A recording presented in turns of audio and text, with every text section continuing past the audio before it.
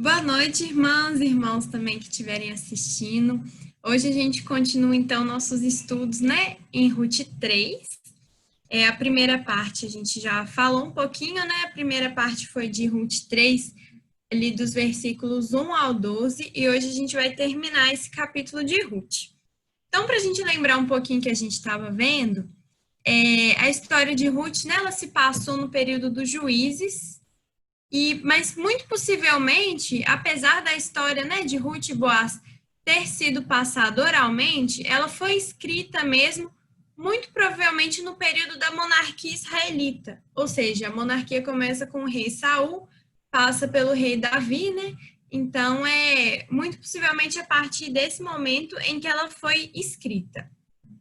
Então, lembrando um pouquinho de onde a gente parou, no estudo passado, a gente viu que Noemi, então, estava arriscando, né? Ela estava bolando um plano depois que ela reconheceu, então, que Boaz era um possível resgatador, que a gente começou a falar na semana passada.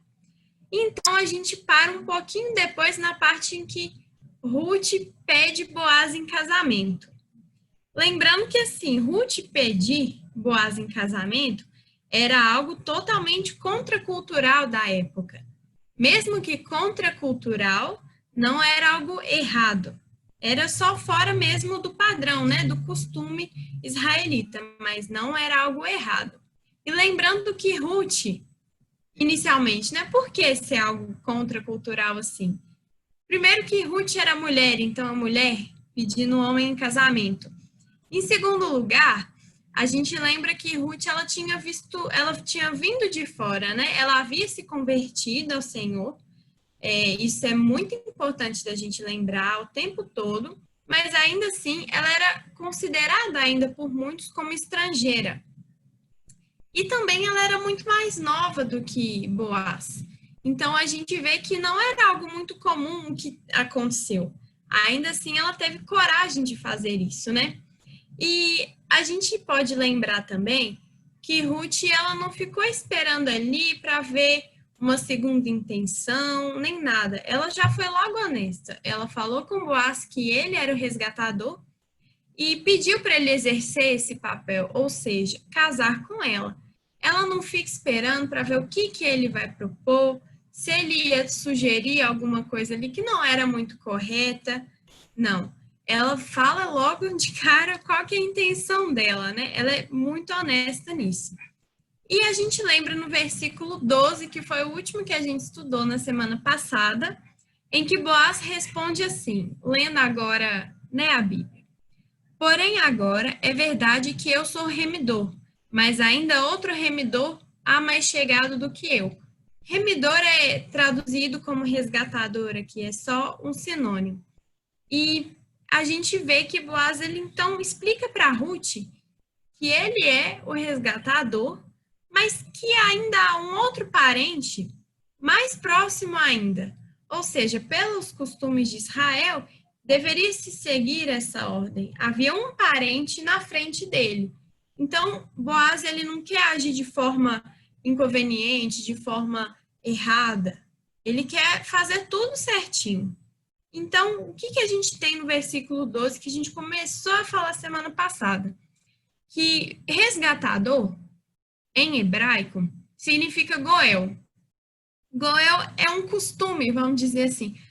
Não faz necessariamente parte da lei, é mais um costume judaico, israelita, né? Que Deus colocou para o povo.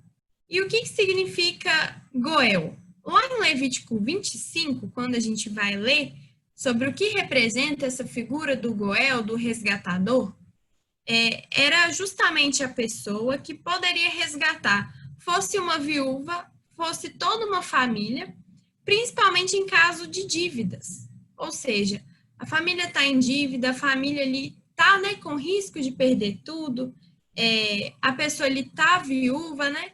Essa pessoa, a figura do Goel, ela poderia resgatar, exercer esse resgate, então, em que ele assumia as dívidas dessa família e essa família, então, ficava livre dessas dívidas.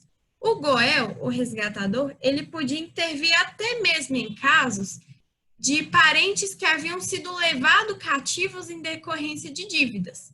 Então, isso acontecia, né, no período muito, muito antigo, não só em Israel, como em todas as populações e povos ali da região do Oriente, em que se havia algumas dívidas e a pessoa não tinha condições de pagar, aquele que, né, detinha a dívida, aquele que cobraria a dívida, levava, então, muitas vezes filhos cativos, sobrinhos, levavam inclusive as pessoas cativas, algo que para a gente é muito assustador, né? Então, o Goel, o resgatador, ele podia agir até nessa forma. Então, havia um parente que tinha sido levado cativo por conta de dívida, ele podia resgatar pagando essa dívida. Então, isso é bem importante de ficar na nossa mente. O que é esse papel do resgatador, do Goel? Que era o que Boaz agiria, né? É o papel que Boaz ali ia exercer. Resgatando, então, Ruth e Noemi, né? Então, uma outra coisa que é muito importante a gente ter em mente é que esse papel do Goel, ele não era obrigatório. Ele não era obrigado. Então, o parente mais próximo é obrigado a assumir essa dívida? Não. Ele não era. Ele tinha esse direito de fazer. Então, ele poderia, por sua própria vontade, de forma voluntária, exercer esse papel. Então, vamos continuar agora no texto, tendo em mente o que significa esse papel do Goel, do resgatador. No versículo 13, o texto fala assim, Boaz, né, falando com Ruth, fica-te aqui esta noite, e será que pela manhã, se ele te redimir, bem está, que te redima. Porém, se não quiser te redimir, resgatar, como vive o Senhor, eu te resgatarei. Deita-te aqui até amanhã. Então, Boaz, ele explica para Ruth que existe esse parente, orienta ela, não, continua aqui, dorme, e amanhã pela manhã eu vou levar, né? Era costume os anciões da cidade se assentarem à porta da cidade. Ele levaria essa situação, né? Na tentativa de resgatar Ruth, né? Falar assim, não, olha, de acordo com todos os anciões, as autoridades ali de Israel, ele levaria essa questão para poder exercer esse papel. Mas ele falou que se o outro parente quisesse resgatar, ele não poderia fazer muita coisa. Então, ele também é honesto com Ruth. Ele não pode dar garantia de uma coisa ali que ele não tem certeza de que vai poder exercer. Mas ele promete o quê? Que se ele não resgatasse, que se esse parente, né, esse outro parente que estava na frente, não resgatasse a Ruth, então ele exerceria esse papel. Ele resgataria a Ruth. E fala para ela deitar.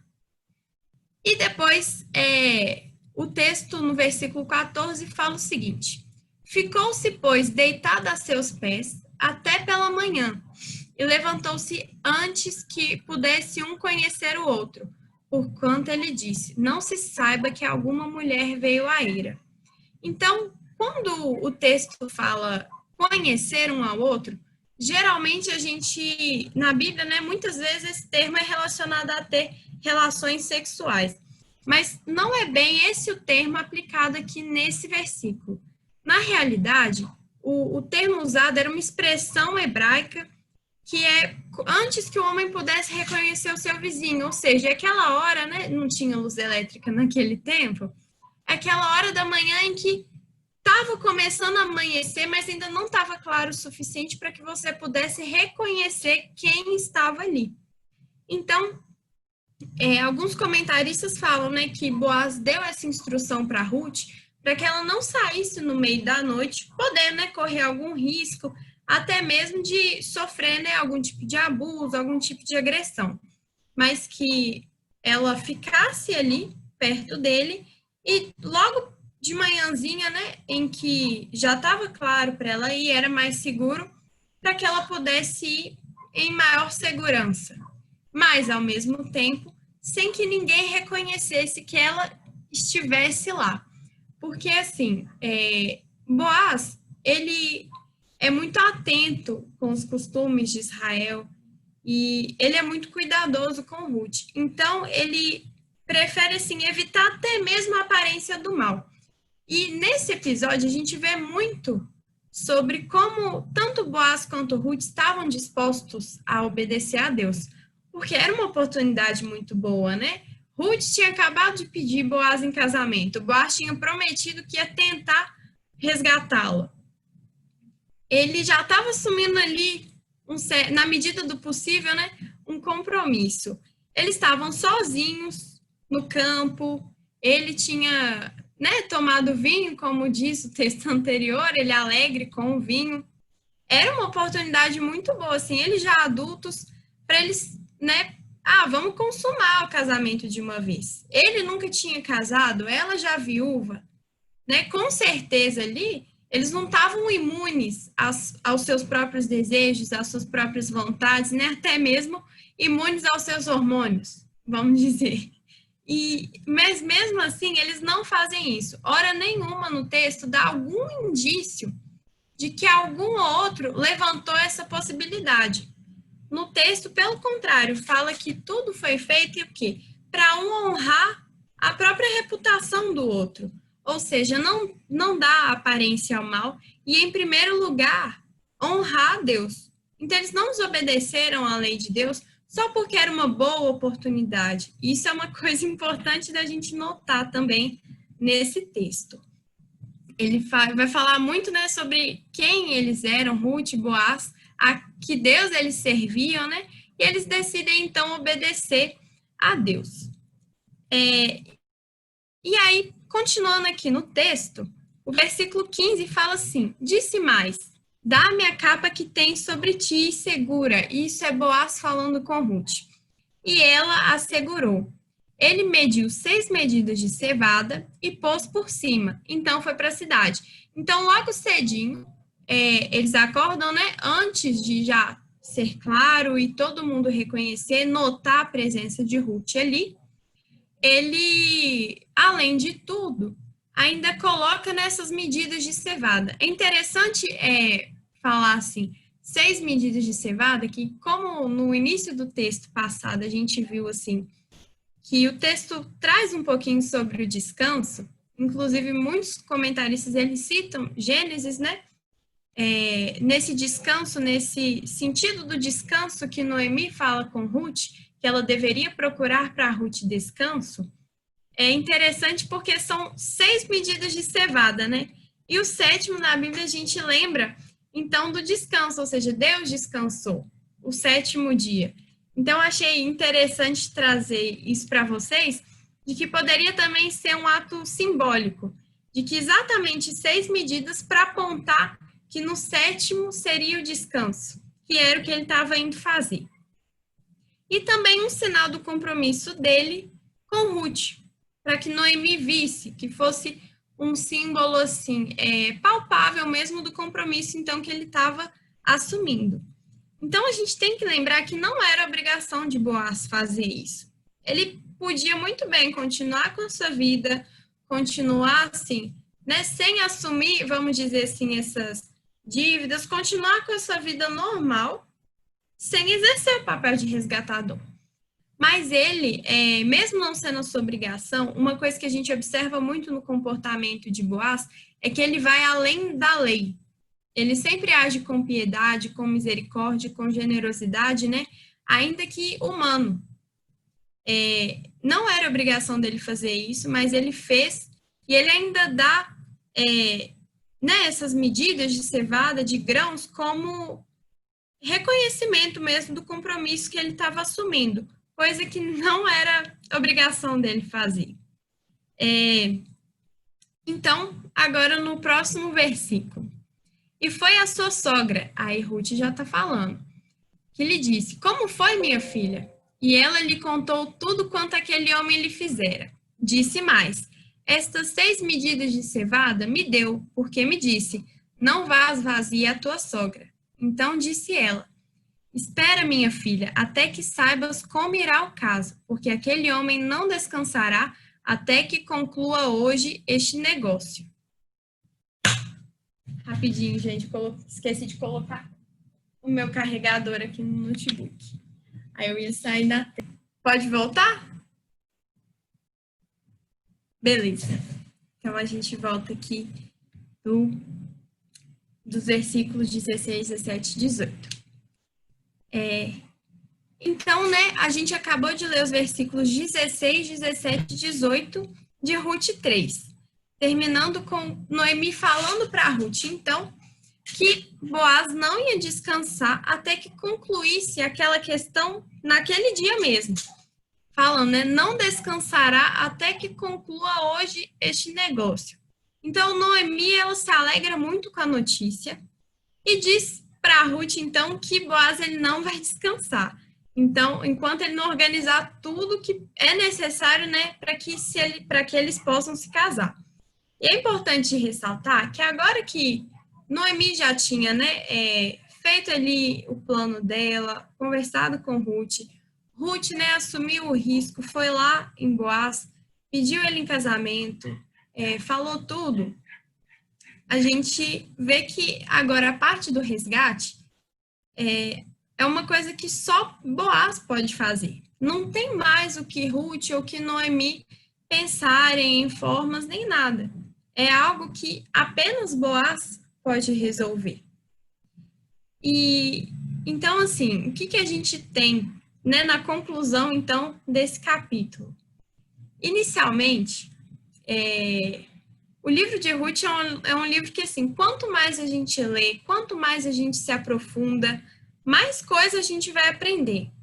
É muito interessante isso, porque é um livro pequeno, são 4 capítulos, né? É um livro, assim, que se você pensar, ele não traz tanta teologia, assim, em cada versículo, né? Porque ele está mais, narrando uma história. Mas a teologia que tem por trás desse livro, a mensagem da salvação, que a gente vê na história de Ruth e Boaz, ela é muito forte, porque ela aponta para Cristo. Isso é o mais importante desse livro. Então, eu anotei, assim, alguns pontos para a gente prestar atenção, ler e realmente agradecer a Deus por ter deixado o livro de Ruth para a gente e também lições muito valiosas para a gente aprender. Então, não pensa que a gente está estudando agora Ruth, então eu já esgotei tudo sobre Ruth, não tem mais o que aprender. Sempre vai ter coisa para você aprender. Mas a história de Boaz e Ruth, ela traz ensinamentos muito preciosos sobre o casamento, tanto o casamento, né, fora da igreja, vamos dizer assim, que é o exemplo dos filhos de Noemi, e também dentro, né, o casamento cristão. Então, a gente tem inicialmente esse comparativo, ainda que a gente tenha um personagem em comum neles, que é Ruth. Mas a gente tem inicialmente Ruth, né, antes de converter, e Ruth depois que ela converteu. Então, a gente vê que Ruth, ela decide seguir Noemi, fala que o Deus de Noemi será o Deus dela. Ela se entra, né, debaixo das asas do Deus de Israel. Ela se converte, que é o que a gente também viu no versículo 3, no capítulo 3, na primeira parte. Ruth, ela então se abriga debaixo das asas de Deus. E ela deixa, então, o povo de Moabe se tornando do povo de Deus. Então, a primeira coisa é, para a gente nunca negociar isso. Se tem uma coisa que a gente não deve, né, que Deus dá todas as dicas para a gente fazer de forma certa, é não negociar com quem a gente vai casar. Ou seja, eu, né, tinha um pastor, já tem uns anos assim na minha igreja, que ele sempre falava comigo, Thais, você pode errar em qualquer coisa, mas não erra com quem você vai casar. É claro que assim, a Bíblia ela traz também muitos ensinamentos sobre o que fazer quando a gente já casou. Mas se a gente ainda não casou, se você ainda não casou, observa com muito cuidado essas características que a Bíblia ensina. Deus ensina isso para a gente porque Ele sabe o que é melhor para nós, né? Então, e a gente vê ao longo da Bíblia, assim, centenas de exemplos. Então, inicialmente, esse é o primeiro ponto. A gente sempre procurar, para a gente se relacionar, alguém que seja cristão. E não só no nome, porque hoje em dia muita gente fala, eu sou evangélico, eu sou cristão, eu gosto de Jesus e tudo, mas a pessoa realmente, ela segue a Deus com todo o seu coração, ela quer, né, obedecer o que Deus diz. Então, assim, isso é um ponto muito importante. Depois, a gente vê que tanto Ruth quanto Boaz, eles focam naquilo que é essencial, que a Bíblia fala, que é servir a Cristo e pessoas que, né, demonstrassem o caráter de Deus, o caráter de Jesus Cristo. Então, por exemplo, Ruth, ela não focou, né, ela não ficou procurando quem que era ali o israelita mais novinho, mais bonito, mais forte, né? Ela não preocupou ali com beleza, força física, ou quem simplesmente agradasse os olhos dela.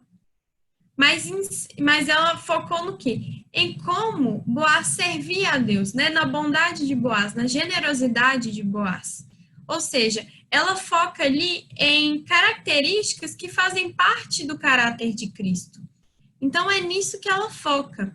Já Boaz, isso é uma coisa importante da gente falar, ele poderia, né, não querer casar com Ruth porque ela veio de outro povo, né? Porque ela se converteu mais velha, né? Não nasceu no seio ali de Israel, ela não nasceu, não tem pais israelitas, não vinha de uma família israelita, ou seja, porque ela tinha vindo de longe. Ele também não rejeita ela por ela já ter sido casada, ou seja, ela já é casada, ela não é mais virgem. Pelo contrário, o Boaz ele não foca nessas coisas. E hoje em dia a gente vê que muita gente, muitas famílias, muitos jovens dentro da igreja, eles focam nisso, né? Então, se a menina já namorou antes, ela não é para casar. Se ela já teve algum relacionamento, né, que envolvesse relação sexual, ela não é para casar. Ou se ela se converteu mais velha, Boaz ele não foca nisso. Isso é um princípio muito importante. Ele foca em quem ela se torna depois que conhece a Cristo, né? Em tudo que os caminhos que ela deixou de seguir para seguir a Jesus, para seguir a Deus. Ou seja, é nisso que ele vê, é isso que é o essencial. E muitas pessoas perdem a oportunidade de se casarem com pessoas que são servas de Deus por coisas assim, que para Deus não são importantes. Então, e a gente tem que lembrar que quando a gente, né, quer colocar algum irmão mais novo, não mais novo, né? Algum irmão mais novo na fé, alguma irmã mais nova na fé, ou pessoas que tiveram um passado, a gente é igual. A gente só não teve a mesma vida, talvez, pela misericórdia de Deus, não é por algo que nós fazemos. Então, isso é muito importante da gente focar. A gente focar, procurar aquilo que é essencial, as características que apontam para o caráter de vida, para o caráter de Cristo. A gente não crê e sempre fala que Deus faz tudo novo, que nós somos novas criaturas, mas muitas vezes a gente não coloca isso na prática, né? E muitas vezes a gente vê até mesmo os pais ou tios criticando, né? Quando o filho decide se casar ou namorar, às vezes, com uma menina que converteu depois, ou a menina com um cara que converteu depois. Se ele realmente se converteu, ele é uma nova criatura. E o passado já não importa mais. O que importa é que Deus faz tudo novo. E é isso que a gente tem que focar, é isso que a gente tem que procurar quando a gente está procurando alguém ou aconselhando alguém. Outra coisa que é importante a gente ver, principalmente na história de Boaz, é que é melhor esperar casar do que alguém que não é um servo de Deus, uma serva de Deus. E a gente vê isso na vida de Boaz. Boaz, ele não ficou assim correndo atrás naquele desespero para arrumar alguém. Ele espera. Então aparece Ruth, que Deus, né, traz ali Ruth para ele. E aí os próximos capítulos, né, a gente vai ver no próximo estudo o que acontece, mas Deus, ele mostra ali para Boaz o caráter de Ruth da mesma forma que mostra para Ruth o caráter de Boaz. Então, não importa, por exemplo, assim, ele é mais velho, solteiro há tanto tempo, é esquisito. Não, a gente às vezes coloca muito empecilho, a gente coloca muita coisa que Deus não colocou e perde oportunidades assim muito, muito boas. E também, por último, a gente já falou um pouquinho, mas também é importante, é fazer tudo de forma correta. A Bíblia, lá em 1 Coríntios 13, ela dá diversas características, né, do que é o amor, mas fala que ele não age de forma inconveniente, ou seja, ele não age de forma incorreta, apressando, querendo os próprios sentimentos, não busca os seus próprios interesses. E a gente vê isso também na história de Boaz e Ruth. Assim que eles têm uma oportunidade de fazer aquilo, né, que não era correto aos olhos de Deus, mas que para eles poderiam dar vazão ao que eles estavam querendo, e eles não fazem isso, eles decidem então obedecer a Deus e não seguir, abrir mão ali naquele momento de seguir os seus próprios instintos carnais. A gente vê isso muito claro.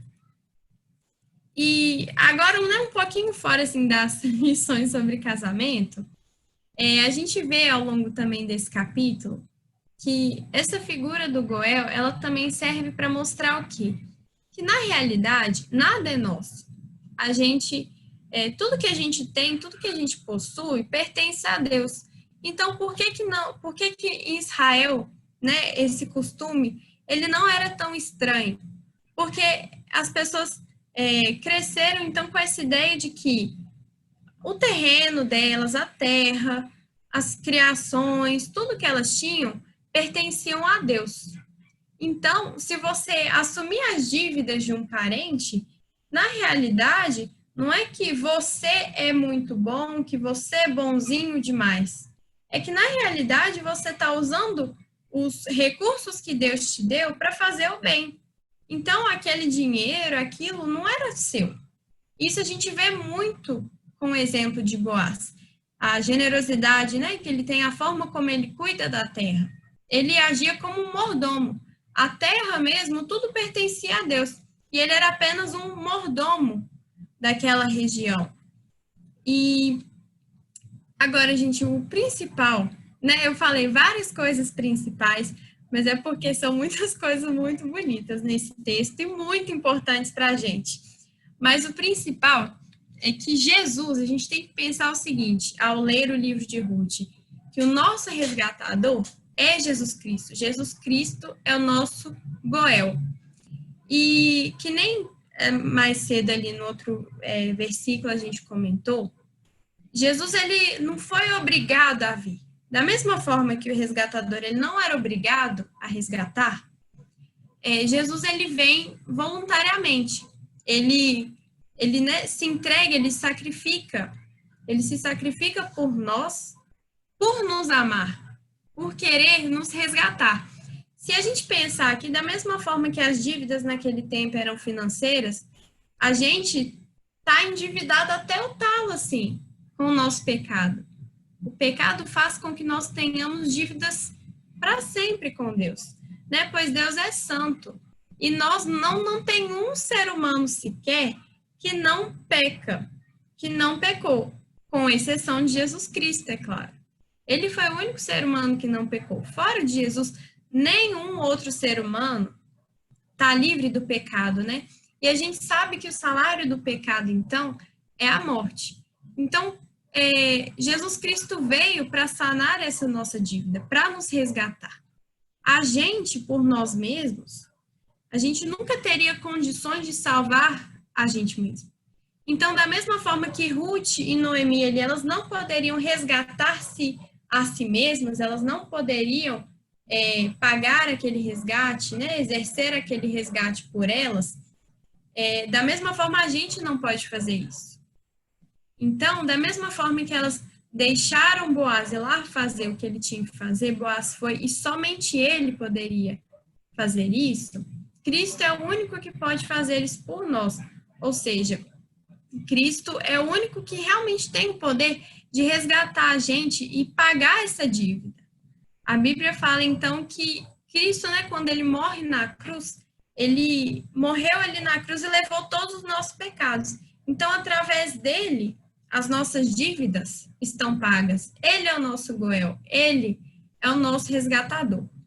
E uma coisa muito interessante é que ao longo desse capítulo, né, a gente viu que vários costumes ali do povo de Israel não eram exclusivos de Israel, eram comuns a todo o povo da região ali do Oriente. O costume, né, de colocar a capa quando você ia casar como mulher, né, estender a sua capa sobre a pessoa, era um costume de vários ali povos daquela região.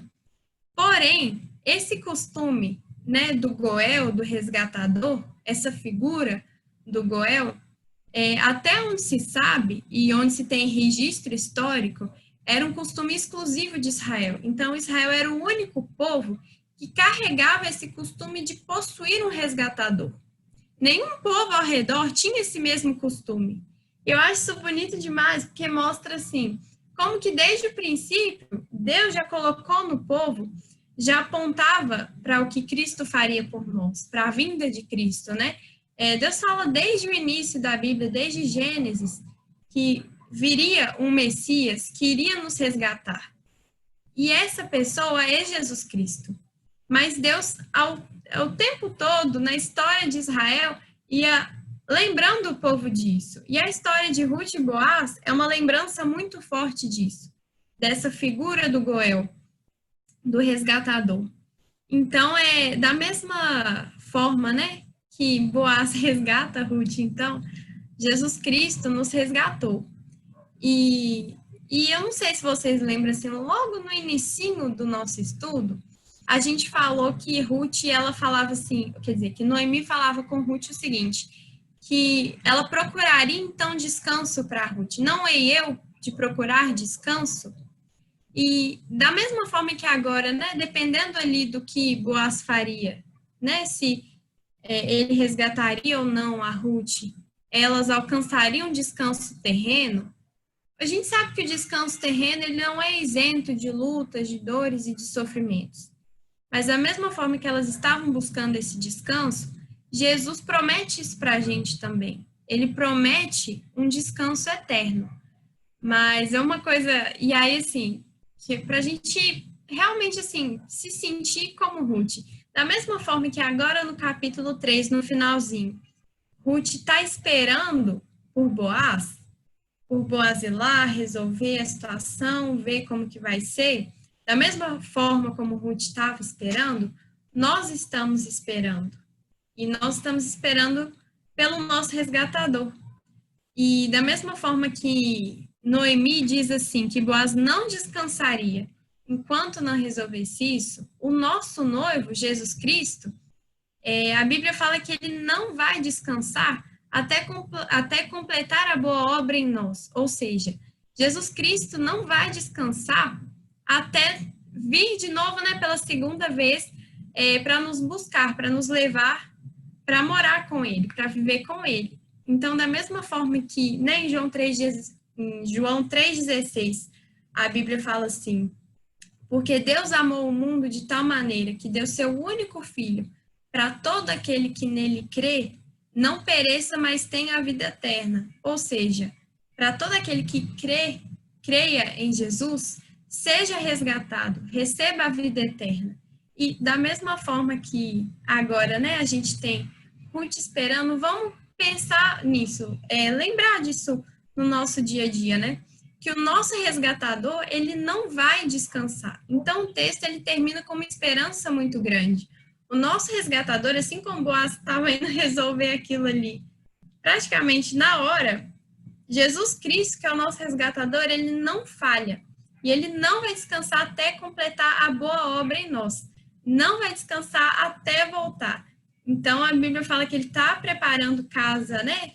Habitações para a gente morar com ele. E é isso que ele vai fazer. Então, que a gente realmente não perca as esperanças em Jesus Cristo. Que a gente lembre todos os dias que ele é o nosso resgatador. Então, vamos orar para encerrar o nosso estudo. E, Senhor Deus, muito obrigado por este dia, Pai. Obrigado por esse estudo. Muito obrigado pelo livro de Ruth, ó Pai. Obrigado porque o Senhor morreu um dia numa cruz, ó Pai, para que a gente pudesse ser salvo, ó Pai. Muito obrigado porque nós, por nós mesmos, ó Pai, jamais poderíamos pagar essas dívidas, ó Pai. Muito obrigado porque o Senhor nos resgatou, ó Pai. E o Senhor veio, ó Pai, morreu. E hoje, ó Pai, nós somos livres, ó Pai. Estamos aguardando o Senhor voltar. Te peço que o Senhor esteja enchendo o nosso coração dessa certeza, ó Pai, que a gente possa viver esperando mesmo, Pai, assim como Ruth esperou, que a gente possa viver esperando, Pai, por Jesus Cristo voltar de uma vez para nos levar. Obrigado por ter deixado sua palavra conosco. Em nome de Jesus, amém.